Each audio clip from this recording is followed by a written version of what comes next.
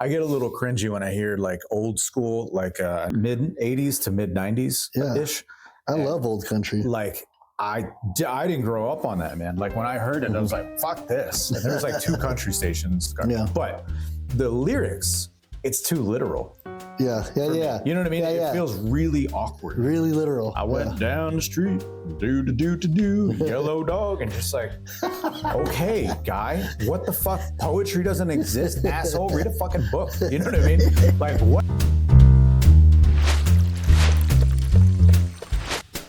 Welcome to another episode of Don Draper's Den and After Hours podcast. Conversation with 2 fools in the marketing game, talking culture and talking trash and talking all kind of crazy conspiracy theories and all this crazy stuff.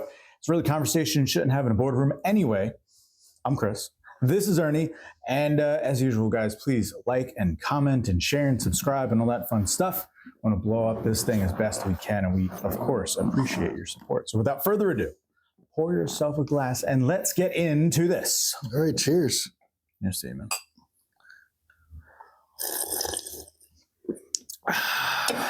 You never go pinkies out? No. Come on, man. Not even one. I don't know. It's like a what's expensive? It's a girly thing to do, dude. What's expensive? I'm surprised. Louis the 14th, right? I've never drank that before, but I hear that's like ridiculously expensive, right? Like $180 a shot or something like that. Not even I'll then. take your word for it. No. A little. No, none of that. It's a classy thing. I guess. It's definitely like, wow, I feel obligated to do it sometimes. We're like, I think it's the one time I see your feminine side. This is it. That's it. No. Grab like a man. All fingers. Yep. In case I got to fight. Mug, yeah, it's going to be, it's a weapon. It is. Fuck out of here. So, whatever, dude. Dude, what a productive, like 5 days it's been. Yeah. Right? Since Wednesday? I love it. This shit's been on fire, man. It's been crazy. I love it because the start of the year sucked.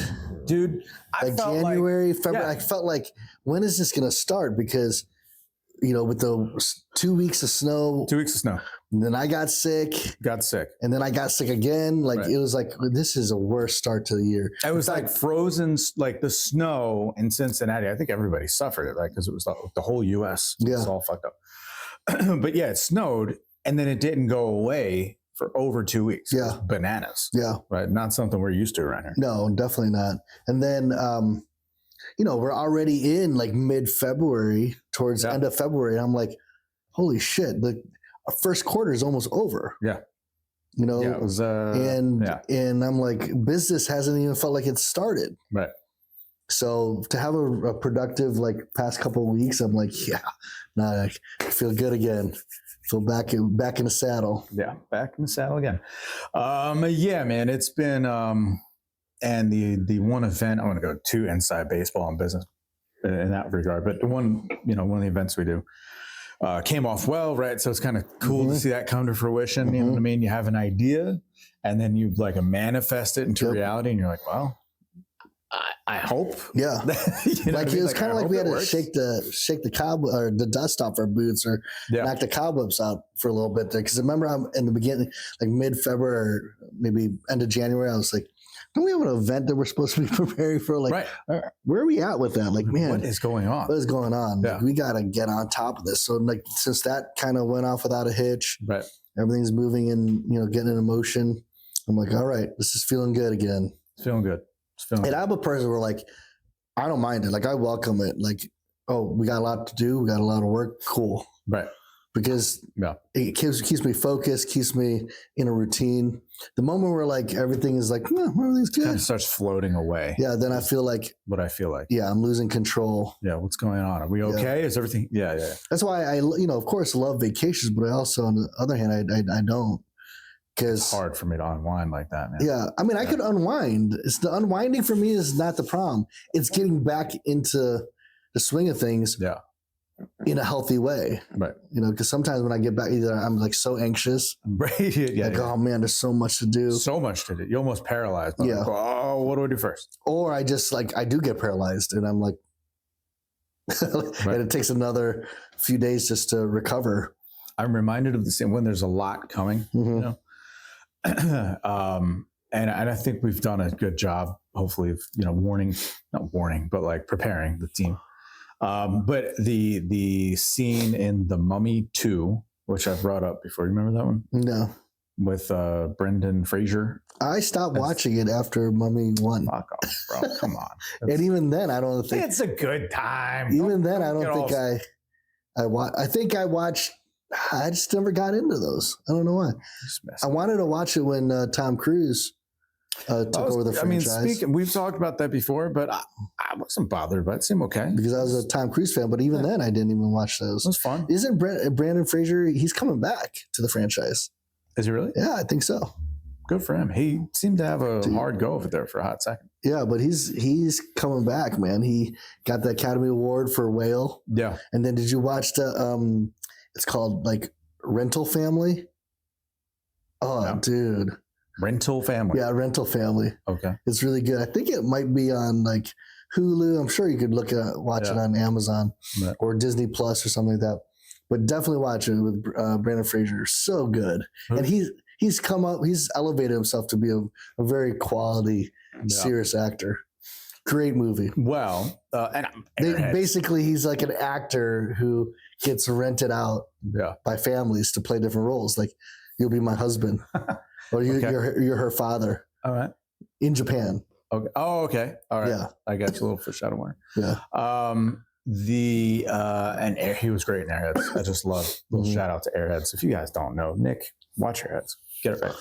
So, anyways, but yeah, the scene in The Mummy 2, right? So the Scorpion King comes back, The Rock, and he's the big baddie in the movie, right? And then there's like this army of, they kind of look like Egyptian desert werewolf guys. Let's just call them that, right? Yeah. And so there's like a good, you know, battalion. I don't know the size of anything, but like a few thousand, right? And there's these army of like these like Arabic, got these cool tattoos, you know, and they're like swordsmen, you know what I mean? So they're you know, cavalry. There's a good amount of them, right? So they're out there, they're whooping ass in the middle of the desert, and everything's great, right? And they defeat the bad guys, right? Yeah. And they look around, classic, you know, war situation, like, just feeling it, right? And then the main guy, you know, has a vibe, you know what I mean? His spidey sense goes off and he runs amongst hundreds, if not thousands, but amongst many. And he runs to the top of the hill because he can sense something. And he looks, bro, there's a fucking ocean of them. An ocean. I mean, there might be 500,000. Okay. Whereas they just defeated 5,000. Right. And so all of them kind of like, you know, come to the top of this dune and they're all just like, fuck, you know what I mean? It's over. It's all done. We're dead. Yeah, right. And the main guy, whatever, I don't know what he says, but the translation is to the death. He just puts his sword in the air like, fuck it. We're going out. The Brandon Fraser character, Scorpion? No. This is one of the other characters. Or Mummy, I mean? In The Mummy, yeah. Okay, so there's another guy in Mummy 2 who's like the protagonist. Yeah. He's one like, of. He's like, you know, fuck it. We're going, right? So, but the moment I mean, that's all you can do. You're in a sea of... Right. Yeah, wolf this dudes. Ocean of evil coming at you, right? And yeah, that's right. You know, so sometimes there's moments where it feels like, I mean, thank God I'm not dealing with werewolf Egyptian zombies or whatever, but it feels like, there's this ocean of shit, right? Like right there. You know what I mean? Like a wave coming. You're like, well, here we go. You know what I mean? And like it's funny how when you have those moments too, like you feel, I've had those moments and I feel like, fuck yeah, I got this, right? Confident, hold my beer, and I go and do the thing. Right. But like, that's one side of the scale. There's other times where I'm like, oh shit, you know what I mean? Just put your head in the sand, like this is gonna hurt, man.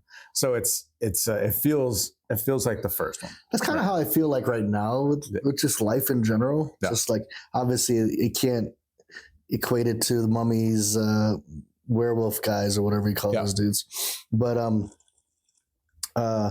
you know, spring is here. I got like with all the heavy snow and the high winds, like gutters have fallen off. Like, I got all these repairs at the house I got to do. Branches. In the meantime, business is picking up great, and it's just I feel like everywhere I look, home, at work, and there's just a sea of shit that I gotta take care of. I'll take it over a sea of Egyptian evil wolves. The sea of the oncoming prospect of nothingness. I think that's, as we were saying, like when it's the dead of winter. Yes. Right? And it's just, you look out the window, the proverbial window of life, and you're like, there ain't nothing fucking out there. Nothing going on. That gets me every year. That gets me every year. That's why I'm always like really like big into mental health and all that. Right. Because I know that come winter, that dead of winter, we can't really do anything outside. I immediately just want to hibernate. Yeah. But then the tough part is kind of kickstarting that engine. Yeah. Like I feel like at work, like, all right, we're doing a marketing thing. We're meeting with clients. Like I don't have a choice. Like those meetings are going to come. I can't, if I just hide from those meetings, then that's it. I might as well close up shop. Right. So, but that's in full force right now. Yeah. At home, I'm trying to kickstart my engine again. Like, all right, there's a lot of stuff. The dogs ripped our pond lining. So now water doesn't collect. So I got to rip all that out and replace it with a new liner. We got to eventually, before, May comes, we got to get the pool figured out. Fortunately, Hannah does all that stuff. But but then I'm already thinking, when should I do my first mow? I probably should do it even if it's not yet growing yet, because in our back farmyard, it's already pretty high. I was hoping the goats were going to eat that grass, but they didn't. Right. So now I'm like, I got to do that before. Why? That's weird.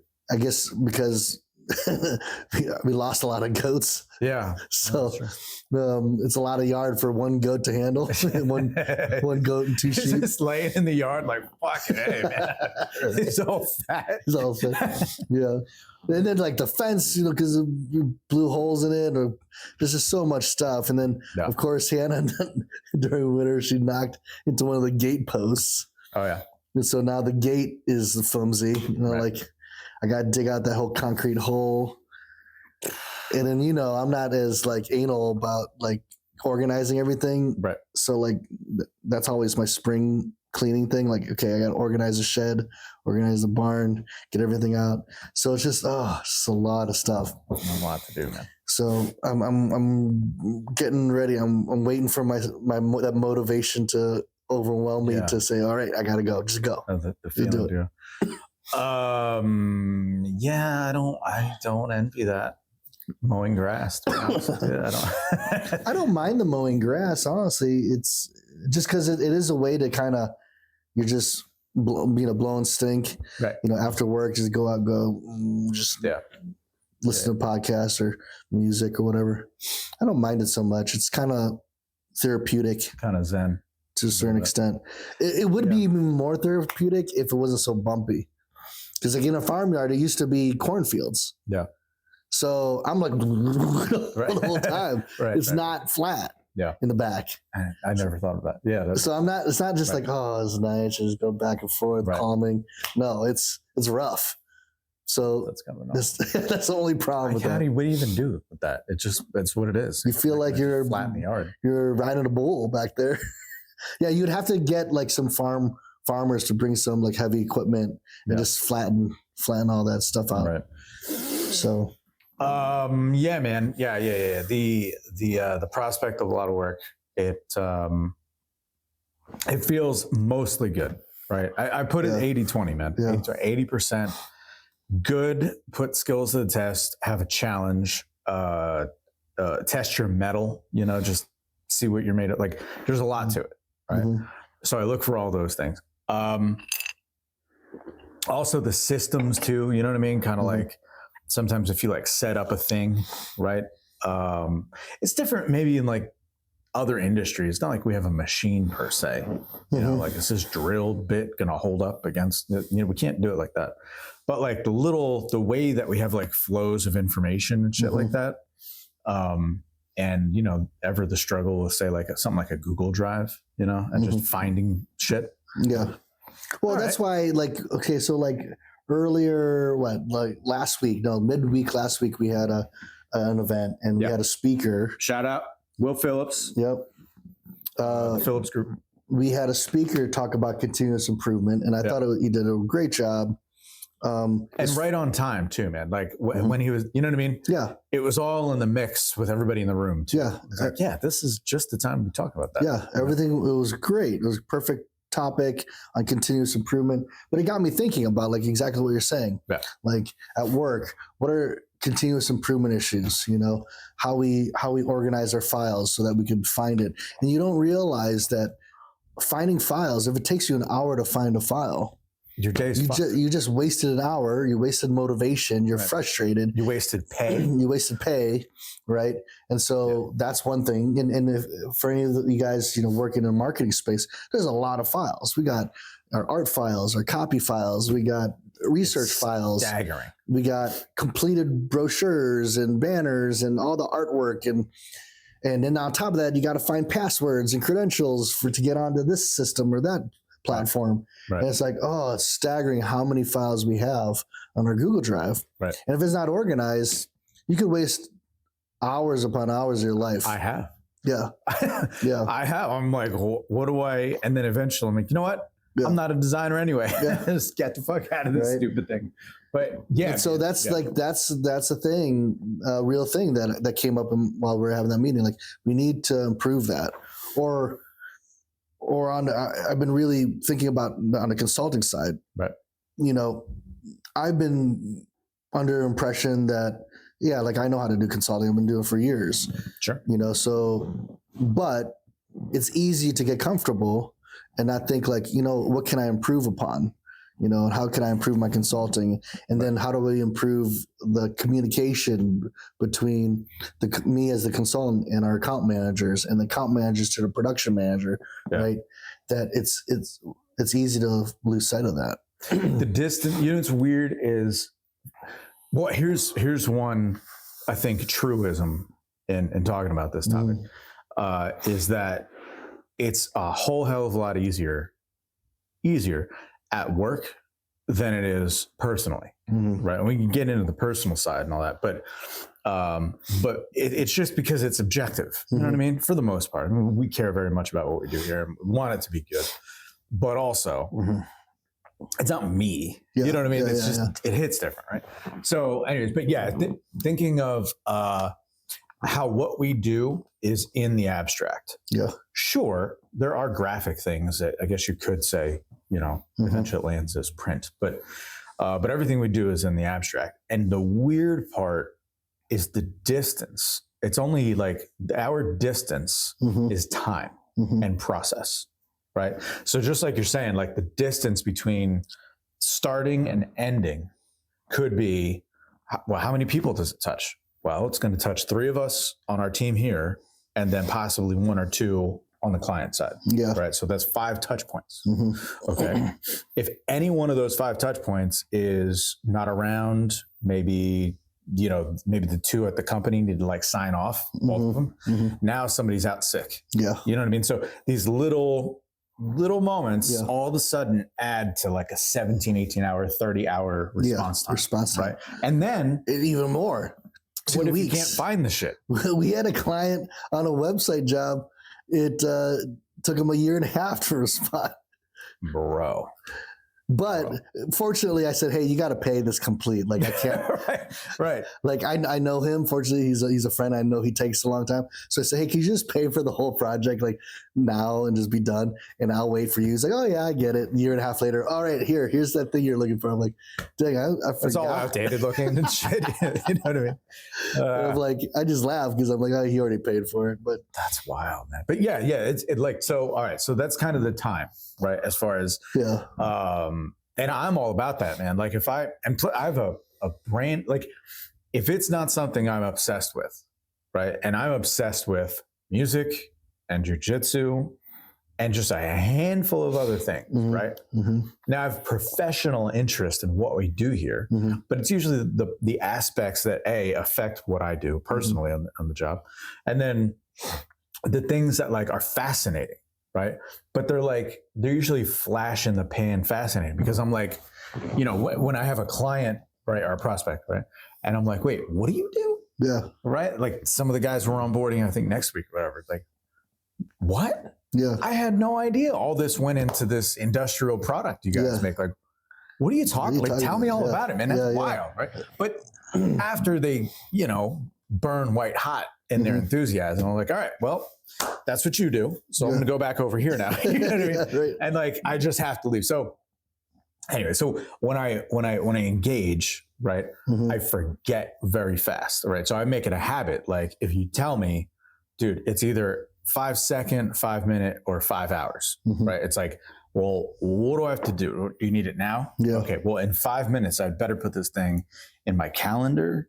I respond to the email, like make the phone call, because otherwise I'm going to forget. Yeah, you're gonna forget. I'm going to forget. And you know what's weird is I always thought that was a negative, because the only feedback I had were mostly women, and women seem to just never forget anything ever. Yeah, right? Which is their superpower, right? That's what they do. But I was like, oh man, I was kind of bummed, you know, like, oh, I can't remember and I can't pay attention. No, because then my response time, all it means is my response time needs to be instantaneous. Yeah. What do you need done? We're doing that? Good, cool, let's go, right? And also reaction time too. And the way that I engage with the world is like, you know, throw me the hot potato. Cool. All right. And we're off. Yeah. Right. And so that's my superpower, but it's odd how it took time to kind of realize that, you know what I mean? Whereas I thought, I can't remember shit. Yeah. Right. Well, it's interesting that, like, when I think about our agency and,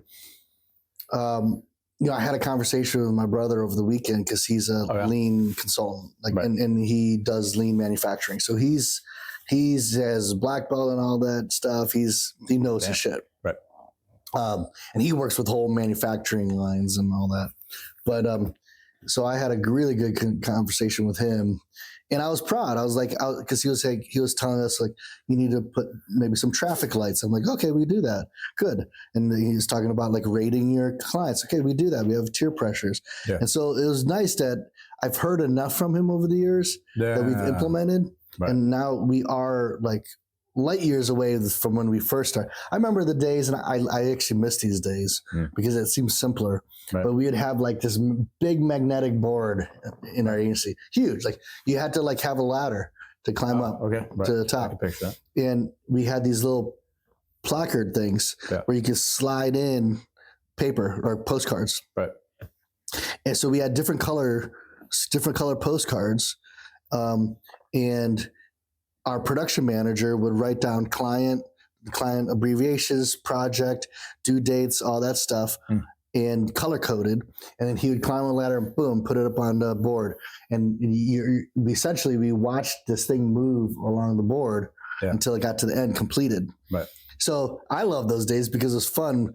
Like start the morning and being like looking at the whole board and be like, okay, that hasn't been moved for a long time. We got to move this. It was very tactile, right? Exactly. Right? And then we would print out the project stuff of proofs and would slide it in these big, transparent, like folder type things. Right. And that would move from one bin to another bin. Right. And then like the designers would pick up their stack of stuff. This is what I'm working on. It was very tactile. Like pick it up, pull it out. What's the project? Okay, done. Put it in production manager's bin. Production manager looks, all right, moves this thing over to the client, sends that off to the client. Yeah. Boom. And it was like so tactile. But then, you know, now everything's all automated. Everything's all digital. You know, you go online and you just have dual screens and you can see where things are moving. Yeah. So like we had to do this, to do it this way in order to be able to accommodate our clients. And yet there's still little gaps of improvement, right? Wastes.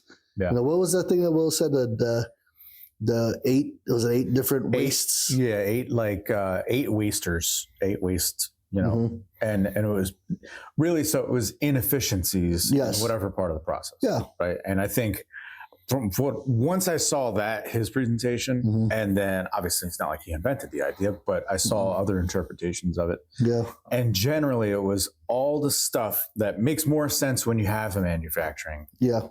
Like it's a no-brainer why it comes from that. Yeah. Right? No-brainer. Right. But yet we're applying it in a marketing agency, completely in the scenario. Right. Yep. And yet it's necessary. Well, I was trying to remember. So the 8 wastes is transportation, inventory. Yeah. Motion.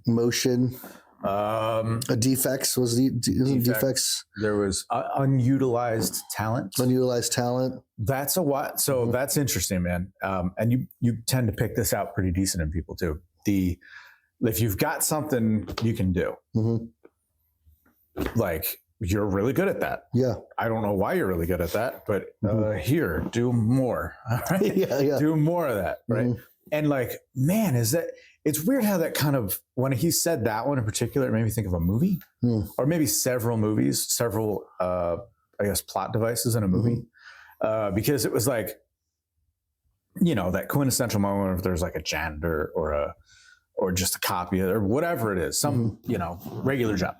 And then they've got this extraordinary talent, but within the business, it's not that there's a janitor and a great violinist. No, they do something really well in business. And then somebody has the wherewithal and the vision to be like, oh, here, do that. Yeah. Be a bigger asset to this organization. Really, like Good Will Hunting. Yes. Where Matt Damon's character, right. He was just cleaning up, mopping up the school, right? And then he sees this problem, he solves it like easily, and then that hidden talent of like, you're a genius with mathematics, right? And that's the only way we are able to survive as long as we have. Just because if it was left up to me to do, and in the very, very, very beginning, it was just me, right? Because we worked with a lot of freelancers at the time, so I had to move all the files. Yeah, Now we have, the team in house, but you got to find the people they're very task oriented, task driven. Right. These guys are very, creative. Yeah. They can think of like out of the box things that I don't even have time to think about those things. Yeah, man. That's an interesting way to put it too. So another abstract idea that I don't think, if you've been blue collar your whole life, and an executor in the blue collar, right? So you're not the engineer of it all, right? It's interesting to see like how there's no value, or rather like there's no effort in their eyes to what we're doing, And it's like, dude, thinking like that. Like if for example, you asked me to design something simple, right? That was a reasonable ask. It would take me a very, very long time. Yeah. Right. Because I first of all, not lack the skills. Because you just go to ChatGPT. I could. I could, right? But hypothetically, if I had to design something, right, and had to make it, like I had no choice, right? And I'm like, all right, now I'm confident that I could do it. However, the means with which I would arrive at the conclusion, and I know it would look good, right? But it would take me 10 times, 30 times more time, right? Because I wouldn't even know where to start. I would have to chat GPT. Well, what is it that you even start with when making this, flyer for a particular industry, right? Yeah. It's so interesting to me to then say, okay, you've got this talent who's not going to expend extra energy. This is the other side of the point, was doing too much, right? As a creative, like it happens in music all the time, where you made a song, and then you stay in a studio, and then okay, well, it sounds good. Yeah, Ozzy, put Eminem, put the goddamn microphone away, like it's done. Yeah. So having the talent to know when it's good. It's good to go to market here, right? That's interesting, man. That was another weird little thing. I'm like, oh yeah, and yet though, it would, it may take you a long time to put a flyer together, and it takes the designers 30 minutes. Right. but you could design Excel spreadsheets like a motherfucker. Oh, I love it. I love and it. For them, it's like, I don't want to look at these numbers, right? And so it's interesting, right? Everybody has these different talents. You know, it's interesting though, when you mentioned Eminem, you know, like he works like it's a regular 9-to-5 job. 9 to 5. He's in fact, like I can't remember. He gets in 9, he takes an hour lunch break, and he leaves at 5. And he could be in the middle of in a verse. Yeah, verse, and be like, oh, okay, this is great. And people around him, oh yeah. 5 o'clock. It's 5 o'clock. I gotta check out like punch card. What? Yeah, man, what's that? There was one rapper that I saw it on right. And he's like, how do you, like, because, you know, you think in a music process, you're up late and you're like, you just jamming. And he's like, no, man. I can figure it out. Like during my, like, I have a life I want to live outside of here. That's fine. You know, wild, bro. And there's some principles there as far as like, you know, everything we're talking about in process improvement. Like, why do I need to stay up till 3 a.m. to come up with my genius song lyrics? And the reality is, right? The reality is that is a young man's, I would say it's a young man's approach. Let's say that it's a reckless approach to creativity, right? Because while there's a lot of gems that we love, right? And it's just going to be the way of it, the way that things are created. Yeah, but you don't actually have to do it that way. In fact, I would bet that after a good night's sleep and a good meal and like all that, your brain is a thing that created it. Yeah. You know what I mean? So I never 100%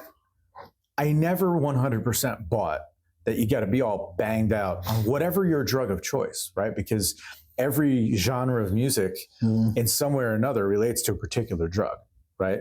It's like, you know what I mean? You can hear this real glassy, highly produced shit from the late 70s and you're like, well, everybody was doing blow. You know what I mean? Like everybody's trying to sell you a car because they're on, coked up or psychedelics. You know what I mean? So did the drugs influence it? Yeah.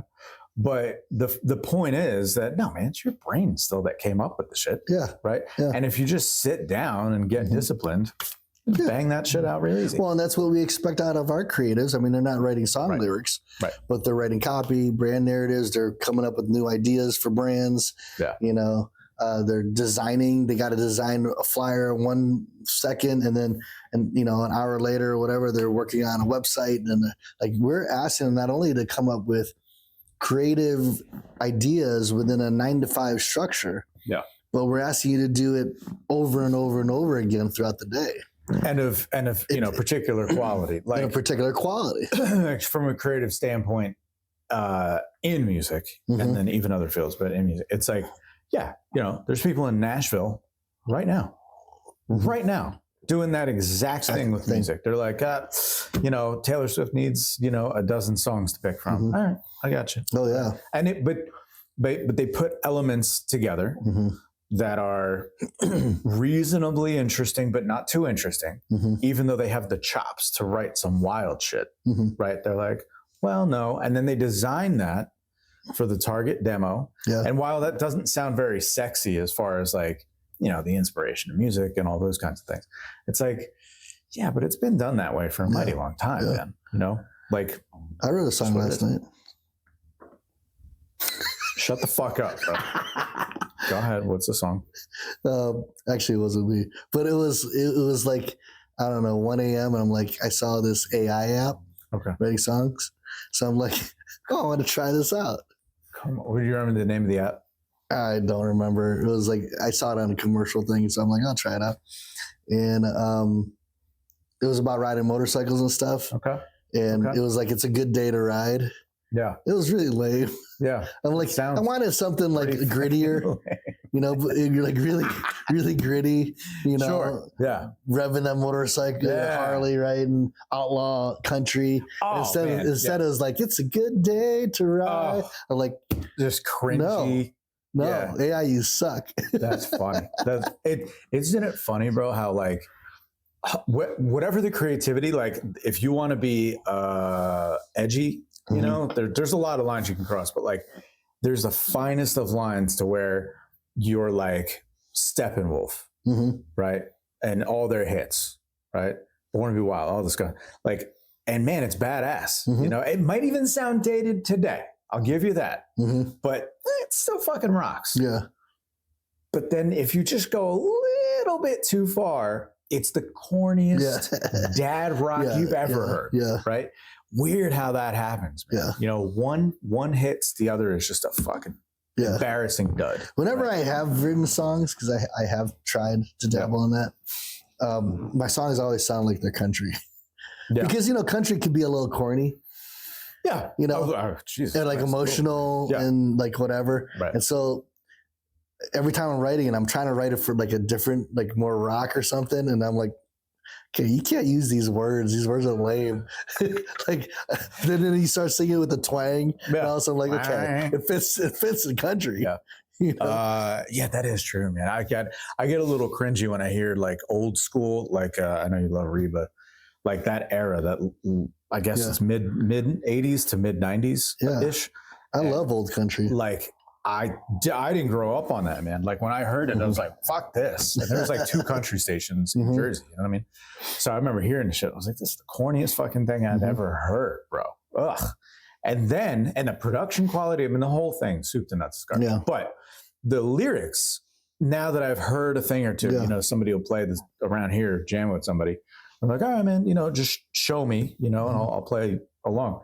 And they start singing, and I'm like, it's too literal. Yeah. You know what I mean? It feels really awkward. Really literal. I went down the street, do, yellow dog, and just like, okay, guy, what the fuck? Poetry doesn't exist, asshole. Read a fucking book. You know what I mean? Like, what the hell? But it's funny. But it works in the genre. There's certain singers and legends of the fucking game.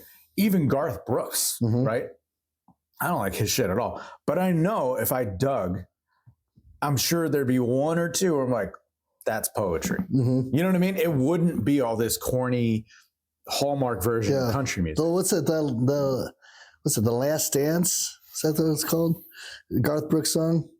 He didn't actually write it, but that was really good. Yeah. Well, 80s, 90s, that's all George Strait, dude. You can't down George Strait. That dude's a stud. What's he has like the most number one singles or something like that. The dude, check yes or no. I don't know what the fuck you're talking about. I don't know any of that shit. They just look shitty. They're stupid mustaches and their skinny, dumb faces and their hats and everything. Just the whole everything. Their jeans are too high in their album cover. You know what I mean? They got like there's a Cosby sweater, and then there's like the Cosby sweater version and like a cowboy button down flannel. Ugh. And all the backgrounds look like my elementary school background for when I did school pictures. You know what I mean? It's like shit, dude.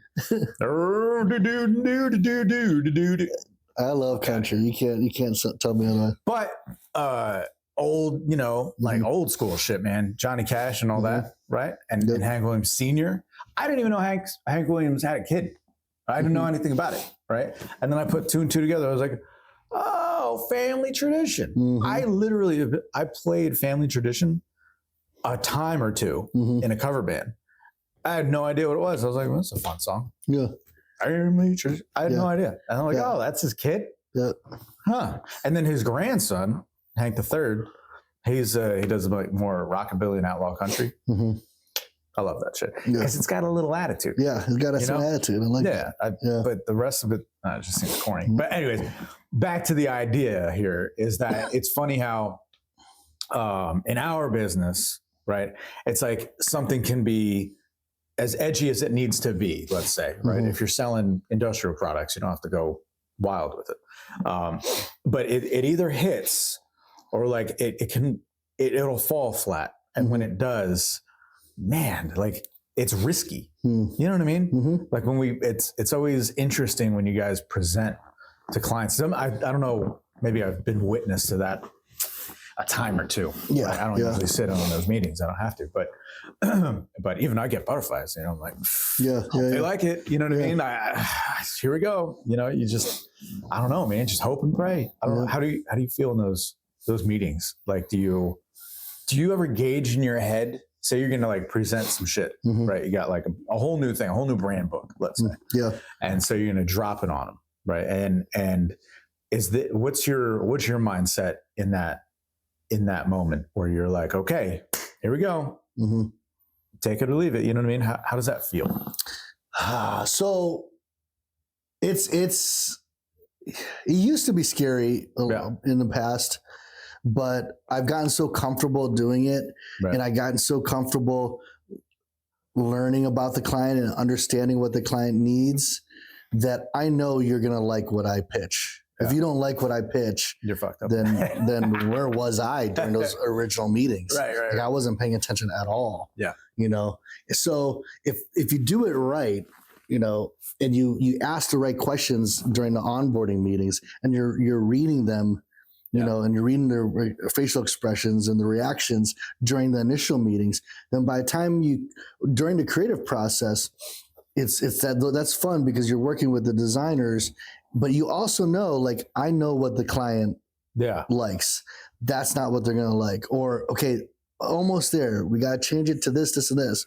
And usually, and I used to play this game with the designers all the time where they'll say, which ones, you know, of the, let's say 5 logos, which ones do you think the client is going to like?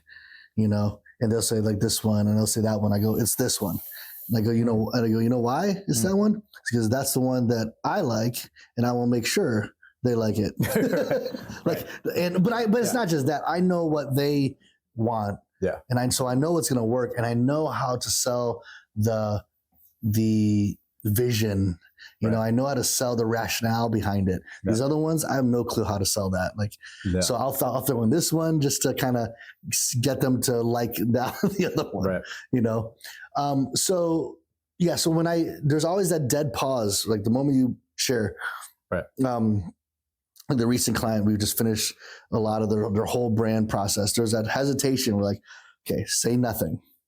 And I hate that part. Whoever speaks first loses, man. Typically, you just say nothing. All right. So what do you guys think? Zip your lip. And then all of a sudden you start hearing like, oh, I like what you're right. The way that you assessed everything, you're right. Yeah. Every once in a while they'll come back and say, I'd like to see some different colors or, you know, what if we did this or that? But if I sold myself well, then they know that I'm the expert in the industry. And if I built my credibility with them enough, then they have the tendency to say, well, you're the expert. I may not see it, maybe see a few tweaks, but you know, to your design, but if that's what you say, then we're going to go with it. Yeah. You know?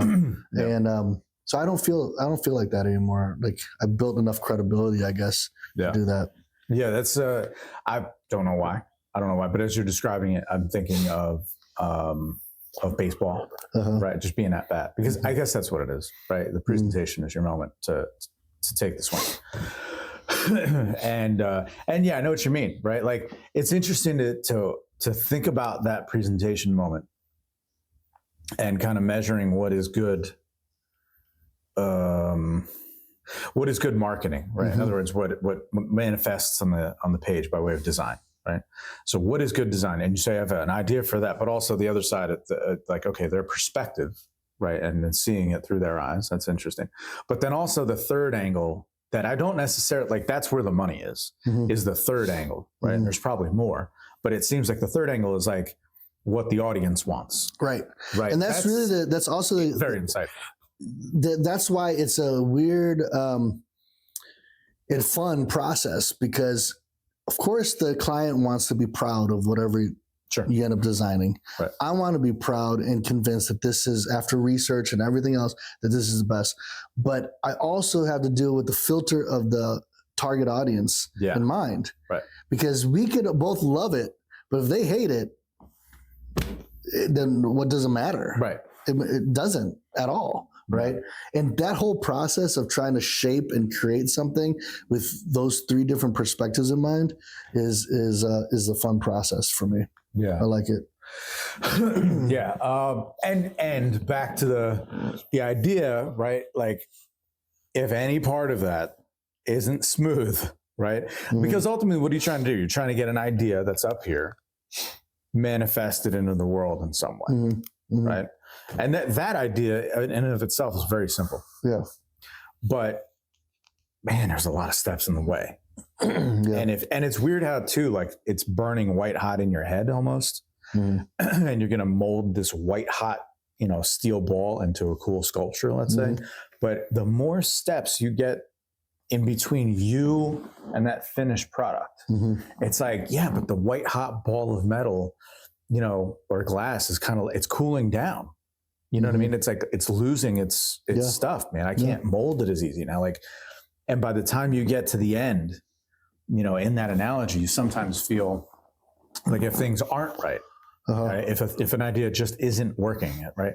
It's weird how you kind of like, towards the end of potentially abandoning an idea, everybody's kind of like trying to almost hammer what is now hardened steel. You know what I mean? And it's like, no, look, it just ain't gonna work. Not gonna work. That dog's not gonna hunt. Yeah.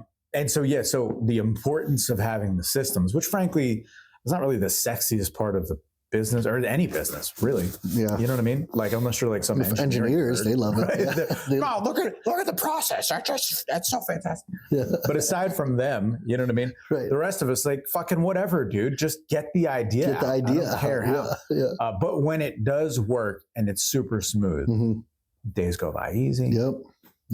You have more bandwidth too to like focus on what fucking matters. Yeah.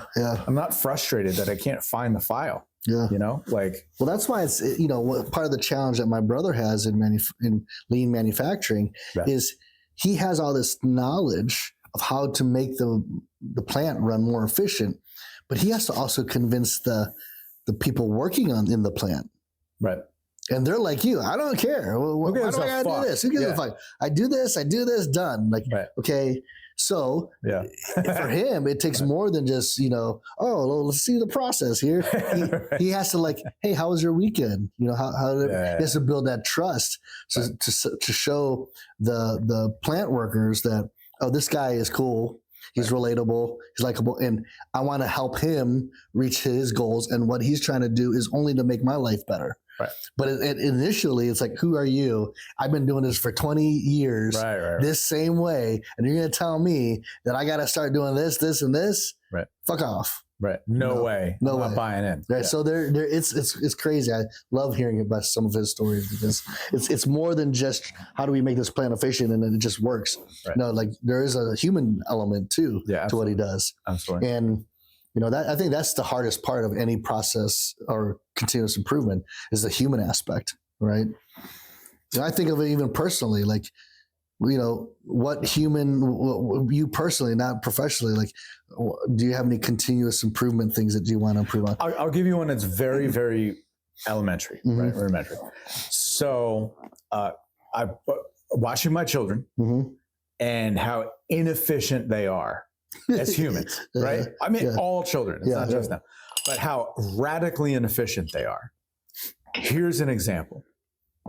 I have, as you've sat at many times, my kitchen table, right, where it's only a 7-foot long, 6-foot long table, very easy. And so I have this table, inevitably there's crumbs on it, and it needs to be kind of, taken care of. Melody makes all the stuff all the time, right? So I say, all right, let's clean this shit up.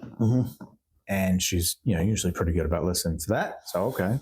And so she kind of gathers up handfuls at a time of just paper she's cut, whatever it is, right? All this shit. And I usually am kind of busy myself. You know what I mean? Like, all right, you do that, I'll go do this. But this one particular day, I was just kind of lingering because I was curious. So I'm in the kitchen. She's got to walk behind me. I'm at the sink. But I'm not really washing any dishes. You know what I mean? She got some water. Dude, she grabbed, with her tiny little hands, she grabbed, might have been a dozen, it might have been 15 trips to the garbage, which is like, I don't know, 10, 15 feet. Yeah. Instead of bringing the garbage can to the table. So she hadn't even finished the job. Yeah. Right. So, and she's my little girl, right? So I wasn't going to vent my frustrations as if she's 25, right? Because when she is that age, she'll fucking have it all, right? But so I was like, baby, I don't know if this is the way to do it. Right. She didn't give a fuck about anybody's advice. She is that curmudgeonly old, you know, I've been here 20 years. She's that, right? So don't tell me how to do it. Yeah. I'll do it. So anyway, but I just looked over. I was like, and I grabbed one of the chairs away, right? At the end of the table. And I go get the garbage can and drag it over there. It wasn't too heavy. And I was like, boop. I'm like, now just go whoosh, sweep it all in there. Yeah. Okay. She's like, huh. Of course, she didn't say, "Oh, good idea, Dad." She didn't give me props. Right, you know what I mean? Right. But still, I just kind of saw the little glint in her eye, like, "All right, just save me time." Yeah, that's a good idea. Yeah. And so she was done, right, in like 12 seconds. So that's one example of like, it just takes a second of thought, right? Just step back. Yeah. How am I going to do this? Yeah. Right. Moving a couch. Moving all kind of furniture. Yeah. Right? Sometimes you just have to sit and think about it first, right? Hold it. Now, I will, and she's It's funny because you mentioned that because like Hannah is kind of opposite of me. She just wants to go and do it. Do whatever it is. Is exactly where me, the same I'm way. like, okay, hold on a second. Right. Like, let me think about this. Like it might take me 10 minutes, but if I can visualize in my head and think through the whole process, then I will feel much more comfortable doing this. Right. But she's like, so she has to be like, well, tell me when you're done. She does something else, you know? But that's why it takes me a long time to build the sheds that I built and all the stuff. Cause I have to look at it and be like, okay, well, if I'm going to get the wood, where do I put the wood? Yeah. Because I don't want to keep moving the wood. Yeah. If I all that kind of stuff. Bro, that's okay. Here's the opposite example, right? So Shannon she doesn't think like that at all. It's funny. That's funny that they have that in common. So she doesn't think like that at all, right? Which is great when it comes to getting shit done, right? You know, she'll like, where are we going? We're going, all right, let's get in the car. 5 minutes later, women don't do that. They're like always in the fucking bathroom and fucking off. And it's like, bitch, we got to go. Right? Yeah. She's like, no, I'll do makeup in the car. Right. So there's a lot of good to it. Yeah. For the sake of, no, let's just get it done. But it comes time to move furniture, for example, right? She's already, and she's strong, man. She's strong as a nut. So she's in there just lifting the fucking thing, scratching up a floor. You know what I mean? Just knocking into the wall. I'm like, whoa, hold on. Where are we going to put it? Yeah. I said I wanted to move the chair. You don't even know where the fucking move it to. Yeah. Right?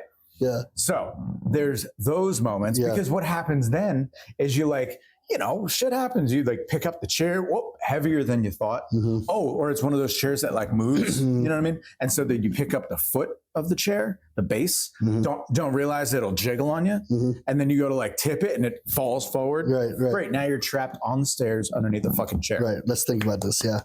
So slow down. Let's slow it down. Yeah. Think first. Yeah. Right. So especially my recent thing when I was thinking continuous improvement for me personally. Yeah. So I'm always thinking about like Lily and my daughter and how I can be a better father. Yeah. And it's been hard recently, not, you know, just because work's busy, everything's busy. So I get exhausted. Yeah, I feel that. And so I started thinking about it and I'm like, okay, what I need to do is build into my schedule or recreate new settings to make being a father easier. Right. So for example, so now Sundays that's like pizza game night days for Sunday. Just me, me, Hannah, and Lily. You know, and recently we've had like leftovers, so we haven't even had to buy pizzas. But the point is that don't worry about cooking. Just order some pizzas, and we sit down and we play games and just make memories. Right? I can do that. Right, and it's set up so at the very least, she could talk about, when she grows up and say, yeah, my dad was always so busy, and it was never really talk much. Because I don't talk a whole lot. I'll talk myself at work. Right. So when I come home, I'm just like, But Sundays, he was available. Like he played a game and he gave me that at least, right? That's what stands out too. But then I started thinking, it has to be more than just Sundays. Let me take a look at my my motion from the moment I enter the house to the moment everybody goes to bed. Like, what am I doing really? Right. Yeah. Well, what I discovered, and I kind of analyzed this for several weeks, if not months. You ate one ice cream when you walked in the door. is that we don't really have a family room. Yeah. When there's the bird. Because the family room, that really is for all our dogs. We have 5 dogs. We got birds. It's all that. Right. We're not hanging out there. Right. So when I was looking at my motion, I realized that, okay, I come in, if food's ready, I'll eat. Right. If it's not, whatever. Into the kitchen. Walk into the kitchen, right? And then I go upstairs. Yeah. Change. If there's no food or anything to do downstairs, I'll go in my bed and watch TV, and there's my night. Right. So she's in bed watching her TV. We're in bed watching our TV. Right. There's not a middle ground. Yeah. And so now what we're going to do is we're going to shuffle some of the animals out. So like one of the Floyd, we're going to put upstairs with us. Right. So make some more space. We're going to stack the dens, the kennels, so that we could make more space. And then we're going to put a couch with lazy boy chair type stuff, right, and a TV, so that the next motion, instead of me just dropping, if I'm exhausted, or waiting for the food to be made, I'll sit down, put a lazy boy chair, turn TV on. Yeah. Hopefully Lily comes, joins me, we watch TV, just being together. And then because I miss those days, because she used to not have a TV in her room, and we didn't have all these animals in the house. We had a couple of dogs. More chance to hang. So it's Saturday mornings, I come downstairs, I'll see she's watching something on TV. Right. Okay, I'll just lay down on the couch with her and watch TV with her. Yeah. Maybe not say anything, but it feels close. So now that's what we're going to do. This week, we're going to start rearranging. So it's interesting how little things like that, even the house setup, will change the dynamic of my relationship with my daughter. You say that's continuous improvement. It 100%. Because 100%. Because otherwise, I started realizing, man, I really don't spend time with Lily at all. Yeah, right. Why? What happened? Because we used to always do stuff together. But what? Where's it going to be? We have no place to sit. Yeah. And aside from me just like crawling in her bed and, hey, what are you watching? Right. Which, she's getting older. It's just kind of weird. Yeah. No, I'm not going to do that. Right. So she goes in her bedroom, watches TV. I go in my bedroom, watch TV. We never see each other the rest of the night until it's, dinner time. We go eat, and then we go see ya. Go back. Now we have a middle ground. All right, let's sit. If I take a little quick nap, fine. What if Dad's taking a quick nap on his lazy boy chair? But I wake up, I'm there. If you take it versus taking a nap in bed, wake up and I'm like, I'll just go back to sleep, or I'll just watch something on TV. Again, don't see my family. So even in this continuous improvements made me think of like my motion. Where am I moving? Where am I spending my time in? Yeah. And because of the way our house is laid out, it impedes relationships. I want to, because who could fit under the couch? But you're talking about like stacking the kennels and the cages and all this and that. Mm-hmm. And then I'm like, obviously it wouldn't work for the Great Danes because they're so goddamn huge. Right. But you could build a couch. Not really, but you could I picture the hollowed out bottom of the couch. Yeah. You know what I mean? And like Jenny could get in there. Yeah. You know what I mean? Right. So that'd be kind of interesting. Mm-hmm. You know what I mean? Just as an idea. So we're gonna move Floyd. We're gonna move upstairs. Right. Lily's birds. We're gonna move back into her room. All so now we only have one bird cage in there, and then the 2 Great Danes. They have huge kennels. Yeah. We're gonna slide them, and we're gonna stack the small dogs on top of that, so we can make more space. And then there you go. Just lift them up, pick them up, and put them in. Yeah, and build like a little ramp or something if you want. That'd be fun. And then now we could have enough space to put a couch and a lazy boy chair or something, and boom, you can watch TV again. There you go. Yeah, there you go. Yeah. I haven't had a TV in my room for a mighty, mighty, mighty long time. I was so anti-TV in rooms for kids. Yeah. Then Hannah wanted to buy her TV. So that kind of, and I'm like, okay, now that the TV's in there, I won't have a relationship with my daughter. I'll just tell you that. Because she's going to watch TV in her room, and I'm going to watch TV in my room. That's how I grew up. Yeah. That's how I grew up. What, TV in your room? Yeah, I had a TV. Oh, you had a TV in your room? I don't remember. See, growing up for me, we never had TVs in our rooms. Yeah. And so it was always, okay, eat dinner, do your homework, and then I'm done with my homework. Oh, mom and dad are watching TV. Yeah. Cool. I'll sit and watch with them, lay on my mom's lap. As a kid. We didn't really talk, but there was just a closeness there. Right? Yeah, that's one weird thing. I find that, like, in my apartment, we just don't have that many fucking rooms, right? So the closest factor is, like, when I tell the kids, like, watch a movie, right? Because they're like, whoa, what's the difference? I'm playing a game, I watch a movie. Because you're watching a movie together, play a game alone. Yeah. Right. Yeah. So anyways, that's one thing. But the other point is, speaking of efficiency, right? Like, everything in my apartment, I'm building up. Everything's going vertical, right? And I hate things on the floor. Yeah. Because I grew up, my parents, like, just loved having stuff. Yeah. They had stuff and things. And man, I hated that shit. Yeah. And so I need everything off the floor. I want to have a nice clear path wherever I go. And I find my kids' room is kind of getting a little unruly, right? So I'm like, I'm gonna make this vertical and put the bed way in the air and make it so that there's like a desk type of space underneath the bed. Well, that's what Hannah's working. I think she's working on Lily with her bedroom. She's putting a loft so she can put a desk, because eventually Liz's gonna have to have her own desk to do her schoolwork, instead of doing it in a kitchen table or something like that. Right. And so I think they're now trying to talk about rearranging everything so she has more space to do stuff. And she's got a big bed. And we're gonna downgrade that. I think single bed. Downgrade that to like a double. Yeah. And then put it as a loft. Yeah. So that because she doesn't need. She has she has the best bed in the whole house. She has my queen size bed, and like paid a lot. Size bed? Well, because Hannah wanted a king size. Come on, bro. Which is, well, I'm not throwing this queen size bed because this is expensive. So what do you need? Will you guys sleep with every dog or whatever it is? Like, I can't, bro. I remember the first time I got a king size bed. And I rolled over, right? Thinking like she should be here, right? I rolled over like 3 times. No. It was the dumbest shit in the world.